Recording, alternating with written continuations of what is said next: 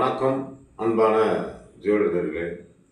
எல்லோருமே ராசியை பற்றி குணாதிசயங்கள் இதெல்லாம் சொல்கிறாங்க. பொதுவாக பார்த்தீங்கன்னா லக்னங்கிறது மெயினாக சொல்லணும். லக்னத்தை தான் மெயினாக எடுத்துக்கணும். ராசிங்கிறது உடல், இது உயிர். அதனால் உயிர் சம்மந்தப்பட்ட மற்ற இந்த லக்னங்கள் பொதுவாக பார்த்தீங்கன்னா மேச லக்னத்தினுடைய அவங்களுடைய குண விஷயங்கள், அதனுடைய அமைப்பு என்னங்கிறத சொல்கிறேன். அதாவது பார்த்தீங்கன்னா அவங்க மேச லக்னத்துக்காரங்களாம் ரொம்ப அமைதியாக சில விஷயங்களை பண்ணுவாங்க. அவங்க பார்த்தீங்கன்னா நினச்ச காரியங்களை அடையிறதுக்கு எந்த லெவலுக்கு வேணாலும் அவங்க இறங்கக்கூடிய ஒரு மனிதர்கள். அதே நேரத்தில் பார்த்தீங்கன்னா பிறருக்கு தீங்கு நினைக்க மாட்டார்கள்.